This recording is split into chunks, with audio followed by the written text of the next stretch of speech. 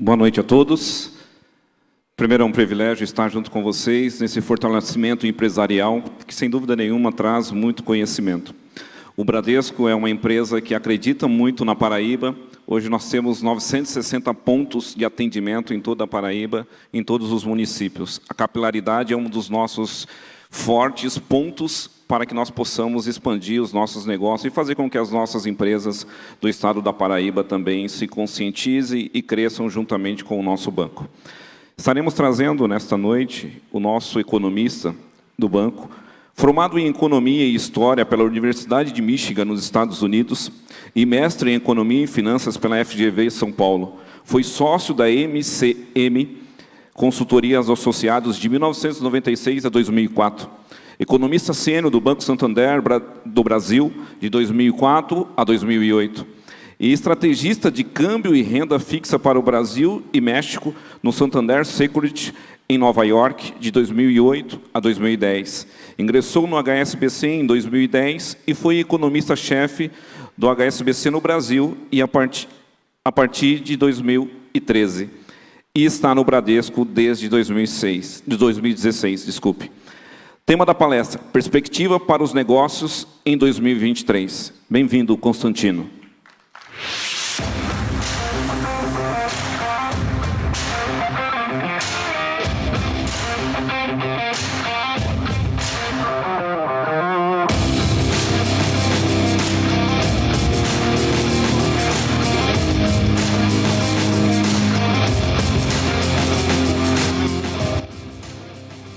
Bom, pessoal, então, como que era? Paraíba? Tá.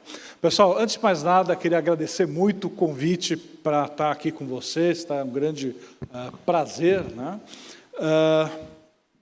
Tem esse relógio que é, enfim, para palestrante é uma opressão. Você vê o tempo passando, eu acho que ainda estou usando um minutinho do Luiz Carlos, então por isso que eu estou enrolando um pouco aqui e fazendo esses menores. Ixi, agora já virou para o meu relógio.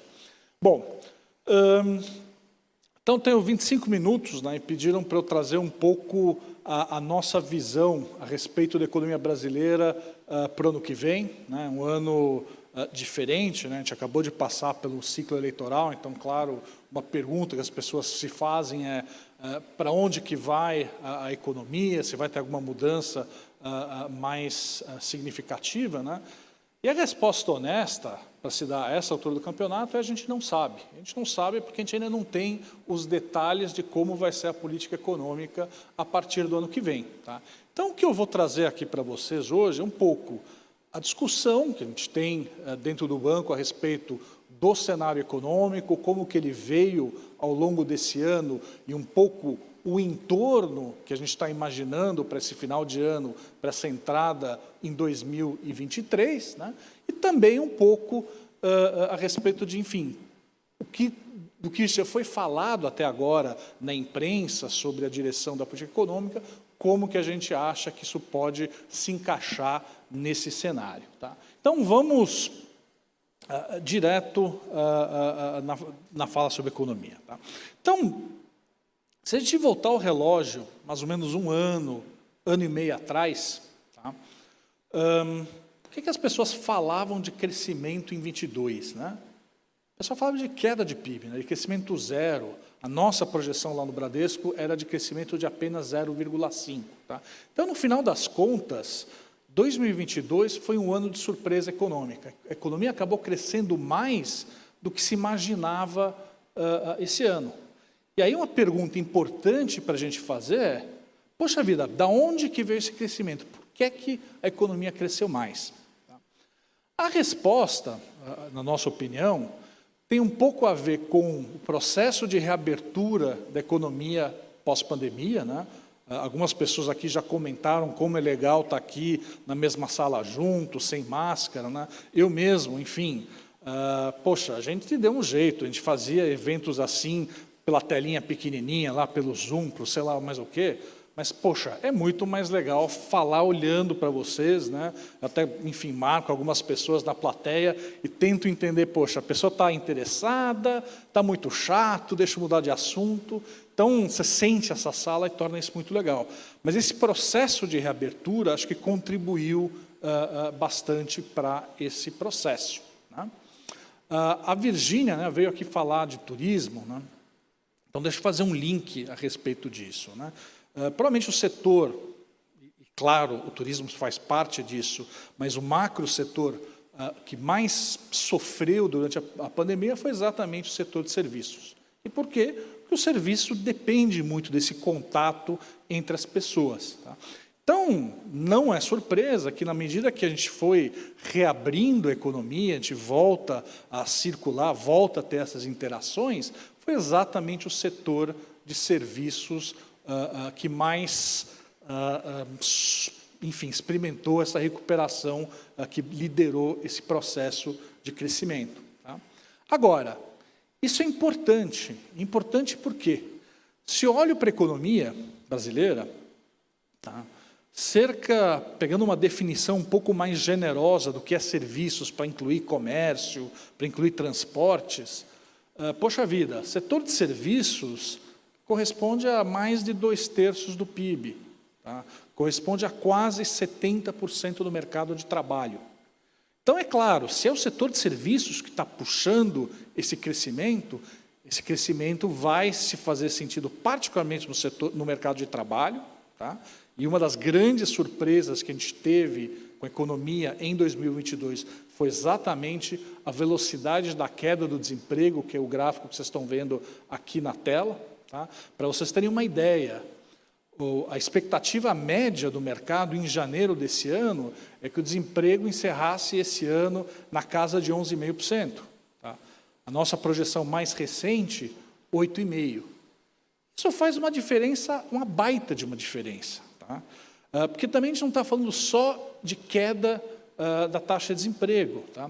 A gente começa a ver, graças à queda da inflação, e depois eu vou falar um pouquinho mais especificamente a respeito de inflação, né? Mas graças à queda da inflação, a gente começa a ver uma recuperação do salário médio real na economia. Então, pensem nisso.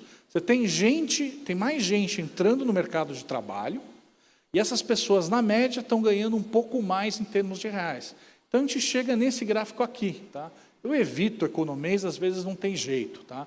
Então, esse gráfico aqui mostra a massa salarial, que é a soma de toda a renda na economia disponível para consumo, para poupança, para tirar férias na agência da Virgínia, e assim por diante. Tá? Esses números estão ajustados por inflação. Tá? Vocês vão notar que, poxa, a gente está em nível recorde. Tá? Então, essa dinâmica tem sido super importante. Agora, quando eu venho falar em eventos como esse, né, um recado que eu tento meio que passar é que, olha, a foto ela está boa, tá? O filme ele é um pouco mais complicado. Você tem alguns sinais que essa economia está desacelerando, tá? E, na verdade, você já tem uma desaceleração um pouco contratada para essa economia nos próximos meses, nos próximos trimestres. Da onde que vem essa desaceleração? Vem principalmente dos efeitos do caminhão de alta de juros que o Banco Central fez ao longo desse último ano. Tá? Você já deve ter visto referência a isso em jornais, né, aquele número mágico que uma alta de juros pelo BC demora 6 meses para afetar a economia. Não é bem, enfim, uma ciência exata esses 6 meses, mas é mais ou menos por aí. Demora para os efeitos de uma alta de juros se materializarem na economia. Tá?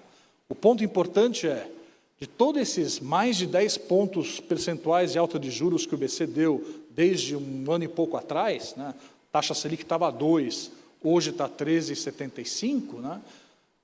O efeito de boa parte dessas altas ainda não bateram na economia, mas vão bater. Então, você tem meio que essa desaceleração meio que contratada. Né? E aí, dando um pouco, juntando esses 2 pontos que eu acabei de fazer, ou seja, falando de mercado de trabalho e falando de efeitos de política monetária, tem esse exercício que a gente fez lá no banco. Tá? O que a gente tentou fazer? A gente pegou o PIB, né, a economia brasileira, e separou entre atividades econômicas que são mais sensíveis à taxa de juros, tá, e as atividades que são menos sensíveis. Então, sei lá, venda de bens duráveis, que depende de crédito, e são setores mais sensíveis, né? E, para dar um exemplo, venda de supermercado, alimentos, acaba dependendo menos de crédito. Tá? Esses números lá no final, eles não representam crescimento ao ano, e sim crescimento acumulado. Então, pegando desde o quarto trimestre de 19, um pouco antes da pandemia, até o segundo trimestre de 22, que é o último trimestre para o qual a gente tem dado, né, está me dizendo que, ó, a linha vermelha, a economia como todo, o PIB cresceu 3% no acumulado desse período, incluindo o tombo da pandemia, a recuperação e tudo desde então. Então, a economia brasileira como um todo está 3% maior em termos reais em relação ao pré-pandemia. As atividades mais sensíveis a juros cresceram quase 5%, 4,5%. Essas atividades menos sensíveis a juros cresceram um pouco menos de 2%. Né? O que não é surpresa, porque, poxa vida, né? Quando aquele juro estava em 2%, o objetivo era exatamente estimular a economia, segurar a economia do tranco, esperava-se que as atividades mais sensíveis a esse juro seriam as atividades que iam subir. Então, lembrando essa discussão sobre como o juro demora a afetar a economia, o que é que a gente está imaginando daqui para frente para a economia brasileira? Tá? Número 1, tá? Essas atividades que são mais sensíveis a crédito tendem a perder um pouco de força nos próximos trimestres, tá? Mas essas atividades que não dependem tanto de juros, especialmente aquelas que dependem no mercado de trabalho, que vai bem obrigado, como eu acabei de mostrar para vocês, essas continuam dando uma certa sustentação. Então, essa melhora de mercado de trabalho, para usar a palavra da moda, né, acho que você falou, dá uma certa resiliência para a economia brasileira. Tá? Tanto é que, poxa vida, para esse ano, a gente está imaginando o ano fechar com crescimento da ordem de 3%, e para o ano que vem, a nossa projeção publicada está em crescimento de 0,5%, conversando com o nosso analista que, enfim, analisa esses dados mais detalhadamente no dia a dia, conversei com ele na sexta-feira, ele está com um viés um pouco para cima, acho que talvez um crescimento mais ou menos na casa de 1% para 23%. Tá? Então, esse é um pouco o jeitão da economia. A economia como um todo desacelera, por conta principalmente dos efeitos dessa alta de juros, tá? Os setores que são mais expostos a juros sofrem um pouco mais, os setores que são mais sensíveis ao mercado de trabalho, a emprego, a renda, esses têm um desempenho um pouco melhor daqui para frente. Tá? Então, esses são os principais recados. Tá? Eu peço desculpas por essa formatação, eu acho que isso aqui, na verdade, é culpa minha. Eu deveria ter convertido o arquivo em PDF antes de mandar, e não, mandei direto em PowerPoint. Né?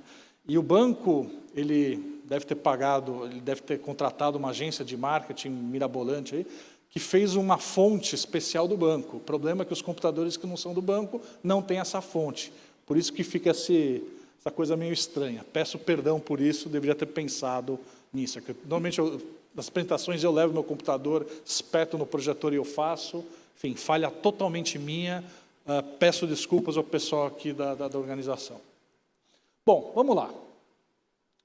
Estou na direção... Agora me perdi. Okay. Vamos falar de inflação. Bom, linha vermelha, IPCA, inflação acumulada em 12 meses. Tá? Nossa projeção para esse ano, que ela encerre a 5,7%, tá?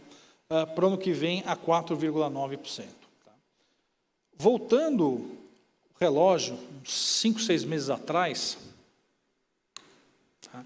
Nossa projeção para a inflação desse ano estava na casa dos 9, 9,5%. Tá? Poxa, o que é que explica essa queda da inflação de 9,5% para 5,7%, que é a nossa projeção atual? Bom, claro que essas medidas de desoneração, né, que foram adotadas pelo governo nos últimos meses, tiveram uma contribuição importante para isso. Tá? Mas também não foi só isso. Tá? se eu junto todas essas desonerações, cortes de impostos, enfim, todas as medidas tomadas ao longo desses meses, o impacto sobre a inflação deve ter sido mais ou menos 2 pontos a 2,5 pontos de IPCA. Tá? Então, para chegar dos 9,5 para esses 5 e quebrados que a gente tem aqui na tela para esse ano, tem mais coisa acontecendo aí. Tá? E o que é essa mais coisa acontecendo aqui? Principalmente o que está acontecendo lá fora e como essa economia lá fora depois acaba nos afetando aqui no Brasil. Então, deixa eu explicar o que eu acabei de dizer. Preço de commodity, preço de matérias-primas no mercado internacional. Tá? Nesses 20 minutos que eu tenho, não dá tempo para eu, enfim, entrar em muito detalhe sobre economia internacional e o que a gente espera aqui. Inclusive, eu vou estar aqui em circulação depois. Se alguém quiser conversar sobre algum tema mais em detalhe, estou à disposição de vocês. Tá? Mas, em geral, espera-se uma desaceleração importante de crescimento nos Estados Unidos, na Europa, na China. Nos Estados Unidos, porque o Banco Central lá está aumentando os juros muito agressivamente. Na Europa, você tem toda a confusão causada pela guerra, crise de energia, assim por diante. Né? E a China, enfim, tem entre Covid-0, problemas no mercado imobiliário deles, enfim, tem uma série de problemas que também apontam para menos crescimento. Quando o mundo cresce menos, a expectativa é que a demanda por várias matérias-primas importantes seja menor também, né? E isso tem feito com que a gente tivesse uma queda importante de preços de metais, de grãos, etc. Bom, o que eu trouxe aqui para vocês darem uma olhada é nossa expectativa para a inflação de alimentos. Tá? Um desses preços que a gente imagina vai ter um comportamento melhor por conta desse cenário externo um pouco complicado, são os preços das commodities agrícolas. Tá? Então, inflação de alimentos é um tema que deve desacelerar ao longo do ano que vem. Tá? Um componente de inflação que não está tão tranquilo assim, inflação de serviços. Eu acabei de dizer para vocês que o setor de serviços é o que está mais pujante na economia, que o mercado de trabalho já está vendo uma recuperação de salário real, que o desemprego despencou. Bom, mão de obra é o principal custo do setor de serviços. Tá? Então, não à toa, a inflação de serviços ela está um pouquinho pressionada. Tá? Então, é um quadro que, somando os dois, dá para se imaginar uma desaceleração importante ao longo do ano, ao ponto de a gente imaginar que o Banco Central, em algum momento do ano que vem, vai poder começar a cortar juros. Tá? Então, a gente imagina que a taxa de juros vai ficar nesse patamar de 13,75 até mais ou menos a virada do primeiro para o segundo semestre, e a partir de então a gente vai ver queda de juros gradual no Brasil. Tá? 2 pontos percentuais de queda em 2023, mais queda em 24, com a taxa encerrando o ano em 7,5 no ano que vem. Ok, bacana. E claro, da mesma forma em que essa alta de juros foi algo que segurou a economia, né? Na medida que a gente começa a ter essa queda de juros, né, passado o tempo para esses efeitos se materializarem, isso começa também a ser um estímulo para a atividade econômica. Por isso que para 2024, por exemplo, já começa a imaginar uma economia com desempenho bem mais robusto. Tá? Tem uma variável aí em tudo isso que importa, né, que é importante para ver se esse cenário relativamente otimista se materializa ou não. Taxa de câmbio. Tá? Esse gráfico aqui com um monte de linha, a linha vermelha é o câmbio real-dólar, que eu nunca consigo manter atualizado, porque, enfim, todo dia esse bicho anda para tudo quanto é lado. Tá? Linha preta é uma média das taxas de câmbio de outros países emergentes. A gente consegue fazer uma comparação direta. Mas, enfim, né?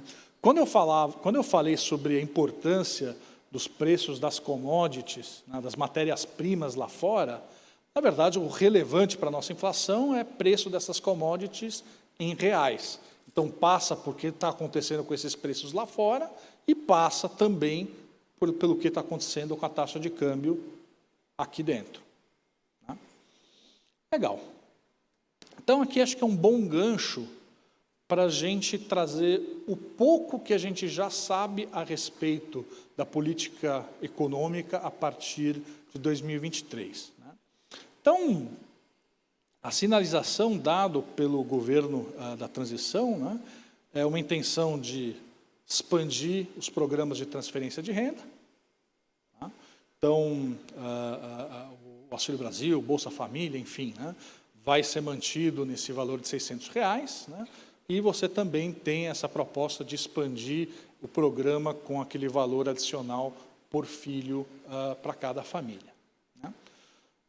E você tem o problema de que, pelas regras fiscais atuais, que estão na Constituição, tudo isso não cabe. Então, você teve essa proposta apresentada pelo governo de transição na semana passada, né, de retirar o Bolsa Família da regra de teto de gasto. Eu não vou entrar em uma grande discussão fiscal aqui, porque o tempo é pouco e é um tema meio que um pouco chato, então eu vou nos finalmente direto, né?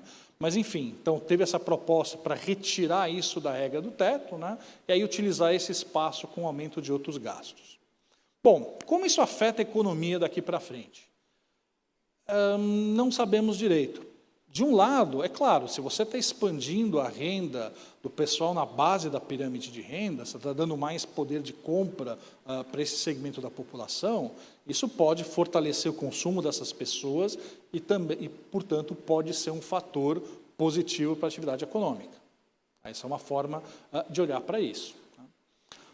Por outro lado, né, o motivo pelo qual o Banco Central estava subindo o juro, né, exatamente para tentar segurar um pouco a atividade econômica como forma de reduzir a taxa de inflação.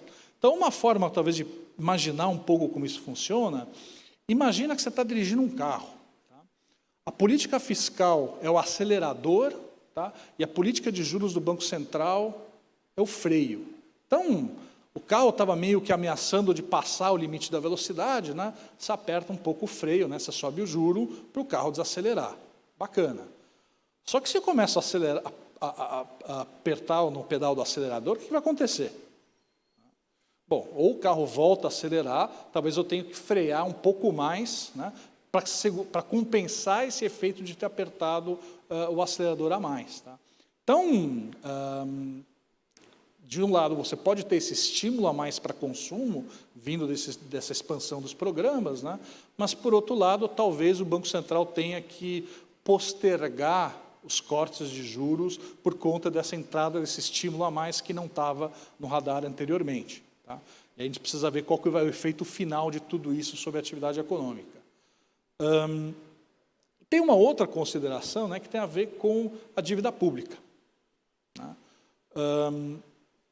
A dívida pública no Brasil ela é elevada comparada com outros países emergentes. Então, uma das nossas lições de casa que a gente teve ao longo das últimas décadas, na verdade, né, é sempre dar uma sinalização de o que a gente vai fazer enquanto país para trazer essa dívida pública para um patamar mais baixo, para estabilizar esse crescimento.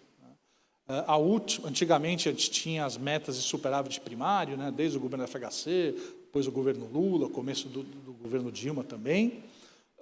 Mais recentemente, no governo Temer, a gente criou essa regra do teto de gasto, que nada mais era do que limitar o crescimento do gasto público à inflação do ano anterior. Né?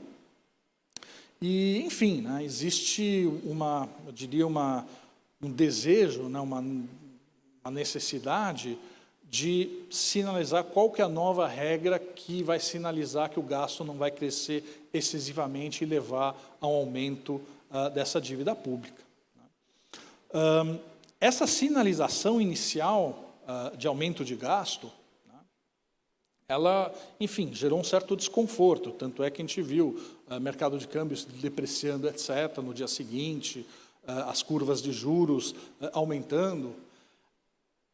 Acho que quando a gente fazer esse julgamento, tem que ser vista com uma certa calma nessa hora, né? Porque a gente sabe de um aspecto possível da política econômica futura, mas a gente não sabe o que vem do outro lado. Vai ter um aumento de tributação? Será que o resultado fiscal como um todo vai se deteriorar por conta desse aumento de gasto ou não? Então, a gente só tem parte das informações, que foi exatamente o primeiro comentário que eu passei para vocês. A gente não está muito claro qual que é o efeito final desse conjunto de políticas sobre crescimento, sobre preços de ativos como o câmbio, sobre inflação e assim por diante.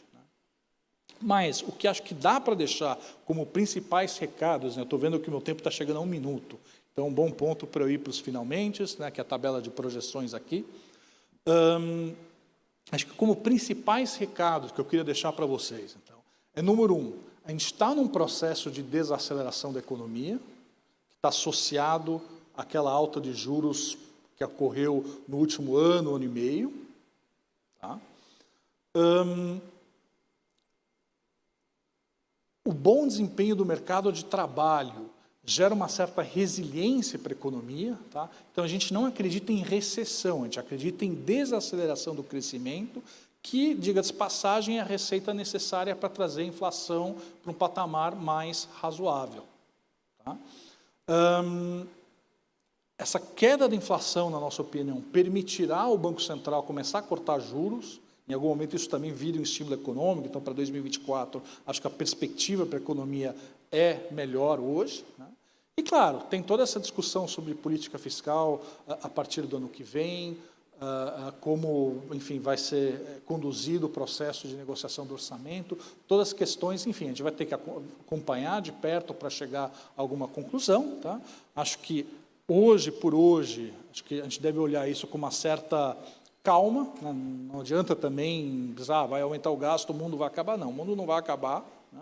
Até porque esses primeiros números que estão aparecendo, acho que fazem parte do processo de negociação, que envolve diversas partes. Você tem um Congresso, você tem um Executivo, então a gente não... O recado é, não temos as informações de como efetivamente vai ser essa política econômica. Mas, no geral, parece ser uma economia em trajetória de, enfim, desaceleração, mas ainda em crescimento, né? E, no final das contas, né, para terminar com uma frase mais ou menos otimista aqui, né, acho que não só a Paraíba, mas o Brasil também. Pessoal, muito obrigado.